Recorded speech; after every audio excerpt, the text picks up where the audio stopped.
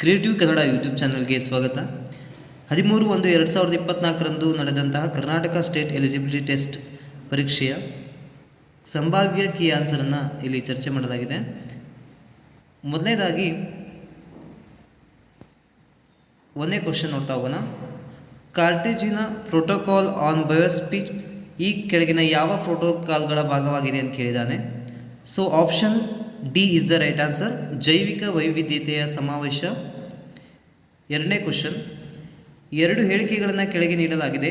ಒಂದನ್ನು ಪ್ರತಿಪಾದನೆ ಎ ಎಂದು ಲೇಬಲ್ ಮಾಡಲಾಗಿದೆ ಮತ್ತು ಇನ್ನೊಂದನ್ನು ಕಾರಣ ಆರ್ ಎಂದು ಲೇಬಲ್ ಮಾಡಲಾಗಿದೆ. ನಿಮ್ಮ ಉತ್ತರಕ್ಕಾಗಿ ಸರಿಯಾದ ಕೋಡನ್ನು ಆಯ್ಕೆ ಮಾಡಿ ಅಂತ ಹೇಳಿದ್ದಾನೆ. ಸೊ ಎ ಪ್ರತಿಪಾದನೆ, ನದಿಗಳಿಗಿಂತ ಸರೋವರಗಳು ಮಾಲಿನ್ಯಕ್ಕೆ ಹೆಚ್ಚು ಒಳಗಾಗುತ್ತವೆ ಎಂದು ಪರಿಗಣಿಸಲಾಗಿದೆ. ಆರ್ ಕಾರಣ, ಕೆರೆಗಳಲ್ಲಿನ ನೀರು ಬದಲಿಸಲು ದಶಕಗಳೇ ಬೇಕಾಗಬಹುದು. ಸೊ ಇದಕ್ಕೆ ಆನ್ಸರ್ ಬಿ, ಎ ಮತ್ತು ಆರ್ ಎರಡೂ ಸರಿಯಾಗಿವೆ, ಆದರೆ ಆರ್ ಎನ ಸರಿಯಾದ ವಿವರಣೆಯಲ್ಲ.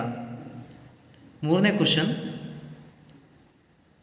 ಹಸಿರು ಮನೆ ಅನಿಲವಾದ ಮಿಥೇನ್ ಇಲ್ಲಿಂದ ಹೊರಸೂಸುತ್ತದೆ. Option C is the right answer, ಭೂಕುಸಿತಗಳು ಮತ್ತು ಜೌಗು ಪ್ರದೇಶಗಳಿಂದ ಹಸಿರು ಮನೆ ಅನಿಲ ಮಿಥೇನ್ ಅನ್ನೋದು ಹೊರಸೂಸುತ್ತದೆ.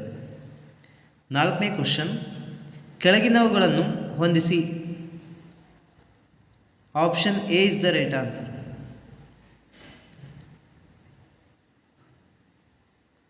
ಐದನೇ ಕ್ವಶನ್, ಕೆಳಗಿನವುಗಳಲ್ಲಿ ಯಾವುದು ಸರಿಯಾಗಿ ಹೊಂದಿಕೆ ಆಗುವುದಿಲ್ಲ ಅಂತ ಕೇಳಿದ್ದಾನೆ. C option right answer, Indian institute of forest management Calcutta ಅನ್ನೋದು ಇದು ಗುಂಪಿಗೆ ಹೊಂದಿಕೆ ಆಗುವುದಿಲ್ಲ. ನೆಕ್ಸ್ಟ್ ಆರನೇ ಕ್ವಶನ್, ಯಾವ ಪ್ರಾಚೀನ ಕಲಿಕೆಯ ಕೇಂದ್ರವನ್ನು ಪ್ರಪಂಚದ ಮೊದಲ ವಿಶ್ವವಿದ್ಯಾಲಯವೆಂದು ಪರಿಗಣಿಸಲಾಗುತ್ತದೆ ಮತ್ತು ಇಂದಿನ ಬಿಹಾರದಲ್ಲಿದೆ ಅಂತ ಕೇಳಿದ್ದಾನೆ. ಸೊ ಆಪ್ಷನ್ ಎ ನಳಂದ ವಿಶ್ವವಿದ್ಯಾಲಯ ಅನ್ನೋದು ರೈಟ್ ಆನ್ಸರ್ ಆಗುತ್ತೆ. ಏಳನೇ ಕ್ವಶನ್, ಭಾರತದಲ್ಲಿ ಪೌರಾತ್ಯ ಅಂದರೆ ಓರಿಯೆಂಟಲ್ ಕಲಿಕೆಯ ಕಾರ್ಯಕ್ರಮಗಳ ಪ್ರಾಥಮಿಕ ಗಮನ ಯಾವುದು ಕೇಳಿದ್ದಾನೆ. So B is the right answer, ಸಾಂಪ್ರದಾಯಿಕ ಕಲೆ ಮತ್ತು ಸಂಸ್ಕೃತಿಯನ್ನು ಸಂರಕ್ಷಿಸುವುದು. ಎಂಟನೇ ಕ್ವಶನ್, ಈ ಕೆಳಗಿನವುಗಳಲ್ಲಿ ಯಾವುದು ಉನ್ನತ ಶಿಕ್ಷಣದ ಸ್ವತಂತ್ರ ಸಂಸ್ಥೆಯಾಗಲಾರದು ಅಂತ ಕೇಳಿದ್ದಾನೆ. So A option is the right answer, ಅಂಗಸಂಸ್ಥೆ ಕಾಲೇಜುಗಳು. ಒಂಬತ್ತನೇ ಕ್ವಶನ್, ವಿವಿಧ ವಿಶ್ವವಿದ್ಯಾನಿಲಯಗಳೊಂದಿಗೆ ಕಲಿಕೆಯ ಸಂಪನ್ಮೂಲಗಳನ್ನು ಹಂಚಿಕೊಳ್ಳುವ ವಿಶ್ವವಿದ್ಯಾನಿಲಯವನ್ನು ಹೀಗೆ ವಿವರಿಸಬಹುದು. ಸಿ ಆಪ್ಷನ್ ಮೆಟಾ ವಿಶ್ವವಿದ್ಯಾಲಯ. ಹತ್ತನೇ ಕ್ವಶನ್, ನ್ಯಾಕ್ ಅನ್ನುವುದು ಏನಕ್ಕೆ ಸಂಬಂಧಪಡುತ್ತೆ ಅಂತ ಕೇಳಿದ್ದಾನೆ. So B is the right answer, ಮಾನ್ಯತೆ ನೀಡುವ ಸಂಸ್ಥೆ ಅಂದರೆ ಗ್ರೇಡನ್ನು ನೀಡುವಂಥ ಸಂಸ್ಥೆಯಾಗಿದೆ. 11ನೇ ಕ್ವಶನ್, ಈ ಕೆಳಗಿನವುಗಳಿಂದ ಪರಿಣಾಮಕಾರಿ ಬೋಧನೆಗೆ ಮುಖ್ಯವಾದ ಶಿಷ್ಯ ಕಲಿಕೆಯ 3 ಮುಖ್ಯ ಅಂಶಗಳನ್ನು ಸಂಯೋಜನೆಯನ್ನು ಗುರುತಿಸಿ ಮತ್ತು ಸರಿಯಾದ ಕೋಡನ್ನು ಆಯ್ಕೆ ಮಾಡಿ ಅಂತ ಹೇಳಿದ್ದಾನೆ. Option B is the right answer, ಕಲಿಕೆಯ ಅನುಭವಗಳಿಗೆ ಹಾಜರಾಗುತ್ತಿರುವ ವಿದ್ಯಾರ್ಥಿ, ಶಿಷ್ಯನನ್ನು ನಿಯಂತ್ರಿಸುವ ಶಿಕ್ಷಕ, ಸೂಕ್ತವಾದ ಕಲಿಕೆಯ ಅನುಭವಗಳು, 4ನೇದು ವಿದ್ಯಾರ್ಥಿಯ ಕಲಿಕೆಯ ಅನುಭವಗಳನ್ನು ಸ್ವೀಕರಿಸುತ್ತಾರೆ.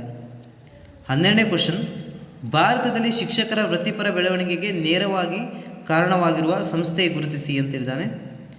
ಸೊ TLC ಅನ್ನೋದು ರೈಟ್ ಆನ್ಸರ್ ಆಗುತ್ತೆ. 13ನೇ ಕ್ವಶನ್, ಈ ಕೆಳಗಿನವುಗಳಲ್ಲಿ ಯಾವುದು ಸ್ವಯಂ ಪ್ರಭಾದ ಲಕ್ಷಣವಲ್ಲ ಅಂತ ಹೇಳಿದ್ದಾನೆ. ಸ್ವಯಂ ಪ್ರಭಾದ ಲಕ್ಷಣ ಮೋಕ್ಗಾಗಿ ವೇದಿಕೆಯಲ್ಲ. D is the right answer. 14ನೇ ಕ್ವಶನ್, ಶಿಕ್ಷಕರು ಸ್ವಯಂ ಮೌಲ್ಯಮಾಪನವನ್ನು ನಡೆಸುತ್ತಾನೆ, ಅದರಲ್ಲಿ ಅವಳು ಶಿಕ್ಷಣಶಾಸ್ತ್ರವನ್ನು ಪರಿಶೀಲಿಸುತ್ತಾರೆ, ತರಗತಿಯಲ್ಲಿ ಬಳಸುವ ತಂತ್ರಗಳಿಗೆ ಕಾರಣ ಮತ್ತು ಶಕ್ತಿಯನ್ನು ವ್ಯಕ್ತಪಡಿಸುತ್ತಾರೆ ಎಂದು ಭಾವಿಸಿ ಇಲ್ಲಿ ಉಲ್ಲೇಖಿಸಲಾದ ವಿಧಾನವನ್ನು ಗುರುತಿಸಿ ಅಂತ ಹೇಳಿದ್ದಾನೆ. So D is the right answer, ಪ್ರತಿಫಲಿತ ಬೋಧನೆ. 15ನೇ ಕ್ವಶನ್, ಉನ್ನತ ಶಿಕ್ಷಣದಲ್ಲಿ ಆಯ್ಕೆ ಆಧಾರಿತ ಕ್ರೆಡಿಟ್ ಸೆಮಿಸ್ಟರ್ ವ್ಯವಸ್ಥೆಯ ಪ್ರಮುಖ ಉದ್ದೇಶವೇನು ಅಂತ ಹೇಳಿದ್ದಾನೆ.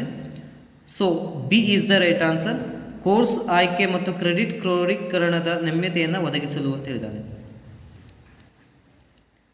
16ನೇ ಕ್ವಶನ್, ಕೆಳಗಿನ ಯಾವ ಹೇಳಿಕೆಯು ನಕಾರಾತ್ಮಕವಾದ ವಿಧಾನವನ್ನು ಉತ್ತರವಾಗಿ ವಿವರಿಸುತ್ತದೆ. D is the right answer, ಸಕಾರಾತ್ಮಕವಾದುದು ಸಾರ್ವತ್ರಿಕ ಕಾನೂನುಗಳು ಮತ್ತು ವಸ್ತುನಿಷ್ಠ ಸತ್ಯಗಳನ್ನು ಬಹಿರಂಗಪಡಿಸಲು ಪ್ರಯತ್ನಿಸುತ್ತದೆ. 17ನೇ ಕ್ವಶನ್, ರಕ್ತದೊತ್ತಡದ ಮೇಲೆ ಹೊಸ ಔಷಧ ಪರಿಣಾಮಗಳನ್ನು ತನಿಖೆ ಮಾಡುವ ಸಂಶೋಧನಾ ಅಧ್ಯಯನದಲ್ಲಿ ಈ ಕೆಳಗಿನ ಯಾವ ಹಂತಗಳಲ್ಲಿ ಭಾಗವಹಿಸುವವರನ್ನು ನೇಮಿಸಿಕೊಳ್ಳುವುದು ಮತ್ತು ಸಂಬಂಧಿತ ಮಾಹಿತಿಯನ್ನು ಸಂಗ್ರಹಿಸುವುದು ಒಳಗೊಂಡಿರುತ್ತದೆ? D is the right answer. Data ಸಂಗ್ರಹಣೆ. ಸಂಶೋಧನಾ ಉದ್ದೇಶಗಳು, ವಿಧಾನ ಮತ್ತು ಅಧ್ಯಯನದ ವ್ಯಾಪ್ತಿಯನ್ನು ವಿವರಿಸಲು ಪ್ರಬಂಧ ಯಾವ ವಿಭಾಗವು ವಿಶಿಷ್ಟವಾಗಿ ಕಾರಣವಾಗಿದೆ ಅಂತ ಕೇಳಿದಾನೆ. C is the right answer. ಅಮೂರ್ತ. ಸಂಶೋಧನಾ ಪ್ರಬಂಧದಲ್ಲಿ ಉಲ್ಲೇಖಗಳು ಮತ್ತು ಉದ್ಧೃತಗಳನ್ನು ಸೇರಿಸುವ ಮುಖ್ಯ ಉದ್ದೇಶವೇನೆಂದು ಕೇಳಿದಾನೆ. B is the right answer. ಇತರ ಸಂಶೋಧಕರ ಕೆಲಸ ಮತ್ತು ಆಲೋಚನೆಗಳಿಗೆ ಮನ್ನಣೆಯನ್ನು ನೀಡುವುದು. 20ನೇ ಕ್ವಶನ್, ಸಂಶೋಧನೆಯಲ್ಲಿ ಮಾಹಿತಿ ವಿಶ್ಲೇಷಣೆಯನ್ನು ICT ಹೇಗೆ ವರ್ಧಿಸುತ್ತದೆ? B is the right answer. ಸ್ವಯಂಚಾಲಿತ ವಿಶ್ಲೇಷಣೆಗಾಗಿ ಸುಧಾರಿತ ಸಂಖ್ಯಾಶಾಸ್ತ್ರೀಯ ಸಾಫ್ಟ್ವೇರ್ಗೆ ಪ್ರವೇಶವನ್ನು ಒದಗಿಸುವ ಮೂಲಕ. ಪ್ಯಾಸೇಜ್ ಇದೆ. ನೆಕ್ಸ್ಟು ಪ್ಯಾಸೇಜ್ನ 21ನೇ ಕ್ವಶನ್, ಲೇಖಕರ ಪ್ರಕಾರ ವಿದೇಶಿಯರ ಬಗ್ಗೆ ಕಲ್ಪನೆಗಳನ್ನು ರೂಪಿಸಲು ಭಾರತೀಯರಿಗೆ ರೂಪಿಸಲು ಯಾವ ಕಾರಣ ನೆರವಾಯಿತು ಅಂತ ಕೇಳಿದಾನೆ. So B is the right answer. English ಸಾಹಿತ್ಯ. ಲೇಖಕರ ಪ್ರಕಾರ ಆ ಕಾಲದ ಶೈಕ್ಷಣಿಕ ವ್ಯವಸ್ಥೆಯಲ್ಲಿ ಏನು ಕೊರತೆ ಇತ್ತು? C is the right answer. ವೈವಿಧ್ಯತೆ. 23ನೇ ಕ್ವಶನ್, ಆಂಗ್ಲರು ನಮ್ಮ ದೇಶಕ್ಕೆ ಸ್ವಾತಂತ್ರ್ಯ ಕೊಡುತ್ತಾರೆ ಎಂದು ಭಾರತೀಯರು ನಾಯಕರು ಏಕೆ ನಂಬಿದ್ದರು ಅಂತ ಕೇಳಿದ್ದಾನೆ. ಬಿ, ಅವರು ಪ್ರಪಂಚದಾದ್ಯಂತ ಅನೇಕ ರಾಜಕೀಯ ನಾಯಕರಿಗೆ ಆಶ್ರಯ ನೀಡಿದರು. 24ನೇ ಕ್ವಶನ್, ಇಂಗ್ಲಿಷರ ಯಾವ ಗುಣ ಲೇಖಕರನ್ನು ಮೆಚ್ಚಿಸಿತು? D option right answer. ಉದಾರತ ಮಾನವತಾವಾದ. 25ನೇ ಕ್ವಶನ್, ಜಾನ್ ಬ್ರೈಟ್ ಅವರ ಭಾಷಣಗಳಿಂದ ಲೇಖಕರು ಏಕೆ ಪ್ರಭಾವಿತರಾದರು? A is the right answer. ಏಕೆಂದರೆ ಅವರ ಭಾಷಣಗಳು ರಾಷ್ಟ್ರೀಯ ಗಡಿಯನ್ನು ಮೀರಿ ಪ್ರಸ್ತಾಪಿತವಾಗಿವೆ. 26ನೇ ಕ್ವಶನ್, ಕೆಳಗಿನವುಗಳನ್ನು ಹೊಂದಿಸಿ ಬರೆಯಿರಿ ಅಂತಿದೆ. So C is the right answer. 27ನೇ ಕ್ವಶನ್, ಪರಿಣಾಮಕಾರಿ ಸಂವಹನದ ಕೆಳಗಿನ ಯಾವ ಹೇಳಿಕೆಗಳು ಸರಿಯಾಗಿವೆ ಅಂತ ಹೇಳಿದ್ದಾನೆ. D is the right answer. ಸಂವಹನವು ಮಾಹಿತಿಯ ವಿನಿಮಯವಾಗಿದೆ. ಸಂವಹನವು ಮಾಹಿತಿಯ ಹಿಂದಿನ ಭಾವನೆ ಮತ್ತು ಉದ್ದೇಶವನ್ನು ಅರ್ಥ ಮಾಡಿಕೊಳ್ಳುವುದು. 28ನೇ ಕ್ವಶನ್, ಯಾವ ರೀತಿಯ ಸಂವಹನವು ತರಗತಿಯಲ್ಲಿ ಸಹಕಾರಿ ಕಲಿಕೆಯನ್ನು ಉತ್ತೇಜಿಸುತ್ತದೆ? ಗುಂಪು ಸಂವಹನ. C is the right answer. ಕೆಳಗಿನವುಗಳಲ್ಲಿ ಯಾವುದು ಓದುವ ತಂತ್ರವಾಗಿದೆ? ಎ ಸ್ಕ್ರೀಮಿಂಗ್ ಅನ್ನೋದು ರೈಟ್ ಆನ್ಸರ್. 30ನೇ question, A is the right answer. 31ನೇ question, D is the right answer. 32ನೇ question, B is the right answer. 33ನೇ question, A is the right answer. Mental ability ಕ್ವಶನ್ಗಳಿಗೆ ಹೇಳ್ತಾ ಇದ್ದೀನಿ. 34ನೇ question, mental ability. C is the right answer. 35ನೇ question, mental ability. B is the right answer. 36ನೇ question, mental ability. B is the right answer. 37ನೇ question, C is the right answer. 38ನೇ question, B is the right answer. 39ನೇ question, B 10 ಅನ್ನೋದು right answer ಆಗುತ್ತೆ. 40ನೇ question, D is the right answer.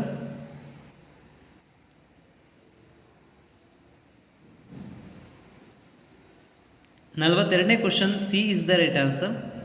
43ನೇ question, D is the right answer. 44ನೇ question, B is the right answer. 45ನೇ question, C is the right answer. 46ನೇ question, ಈ ಕೆಳಗಿನವುಗಳಲ್ಲಿ ಯಾವುದು IP ವಿಳಾಸ ಹಂಚಿಕೆ ಸಂಬಂಧಿಸಿದ ಡೇಟಾಬೇಸನ್ನು ನಿರ್ವಹಿಸುತ್ತದೆ? C internet corporation for names and numbers ಅಂತ ಕೇಳಿದ್ದಾನೆ. ಸೊ ರೈಟ್ ಆನ್ಸರ್ ಆಗುತ್ತೆ ಸಿ ಅನ್ನೋದು. 47ನೇ question, A is the right answer. ಹೊಂದಿಸಿ ಬರೆಯಿರಿದೆ. 48ನೇ ಕ್ವಶನ್, ಶೈಕ್ಷಣಿಕ ವಲಯಕ್ಕೆ ಸೇವೆ ಸಲ್ಲಿಸಲು ಪ್ರತ್ಯೇಕವಾಗಿ ನಿರ್ಮಿಸಲಾದ ಮೊದಲ ಭಾರತೀಯ ಉಪಗ್ರಹವಾದ ಎಜುಸ್ಯಾಟ್ ಅನ್ನು ಯಾವ ವರ್ಷದಲ್ಲಿ ಪ್ರಾರಂಭಿಸಲಾಯಿತು? C is the right answer. 2004. 49ನೇ ಕ್ವಶನ್ಗೆ D is the right answer. 50ನೇ ಕ್ವಶನ್, ವೆಬ್ಸೈಟ್ ಡೊಮೈನ್ ಹೆಸರನ್ನು ಉಲ್ಲೇಖಿಸುವ ಪರ್ಯಾಯ ಪದ ಯಾವುದು? A is the right answer. Uniform resource locator. So ಇದು KSET 2024ರ ಜನರಲ್ ಪೇಪರ್ನ ಕೀ ಆನ್ಸರ್ ಆಗಿರುತ್ತೆ. ಸೊ ಇದು ಅನ್ನೋದು ಸಂಭಾವ್ಯ ಕೀ ಆನ್ಸರ್ ಆಗಿದೆ. ಯಾವುದೇ ಕೀ ಆನ್ಸರ್ ಅನ್ನೋದು ಇನ್ನೂ ಕೂಡ ಅಧಿಕೃತವಾಗಿಲ್ಲ. ಇಲಾಖೆಯಿಂದ ಅಧಿಕೃತ ಕೀ ಆನ್ಸರ್ ಬಿಡುವವರೆಗೆ ಇದು ಟೆಂಟೇಟಿವ್ ಕೀ ಆನ್ಸರ್ ಆಗಿರುತ್ತೆ.